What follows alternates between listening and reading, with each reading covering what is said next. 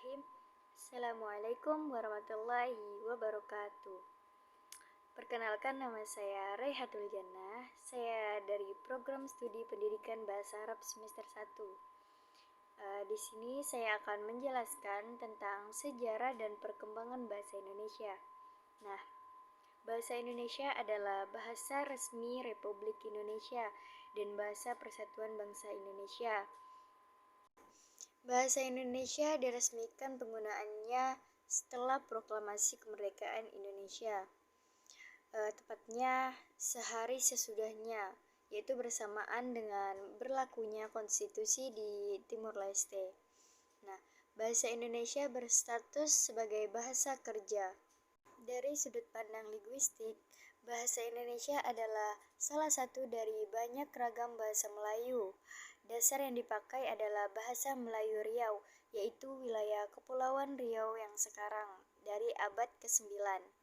Nah, penamaan bahasa Indonesia diawali sejak dicanangkannya Sumpah Pemuda, yaitu pada tanggal 28 Oktober tahun 1928. Untuk menghindari kesan imperialisme bahasa, apabila bahasa Melayu tetap digunakan, proses ini akan menyebabkan berbedanya bahasa Indonesia saat ini dari varian bahasa Melayu yang digunakan di Riau maupun di Semenanjung Malaya. Nah, hingga saat ini, bahasa Indonesia merupakan bahasa yang hidup, yang terus menghasilkan kata-kata baru, baik melalui penciptaan maupun penyerapan dari bahasa daerah ataupun bahasa asing. Berhubung membicarakan soal perkembangan bahasa Indonesia, jadi mau tidak mau kita akan membahas tentang bahasa Melayu, yang mana bahasa Melayu merupakan sumber atau akar dari bahasa Indonesia.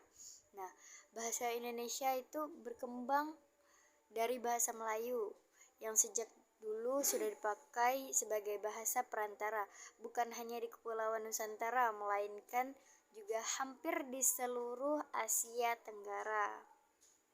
Nah, Badan Pengembangan dan Pembinaan Bahasa serta Kementerian Pendidikan, Kebudayaan, serta Riset dan Teknologi dalam laman resminya telah mencantumkan bahwa bahasa Melayu berada di kawasan Asia, khususnya Asia Tenggara, sejak abad ke-7.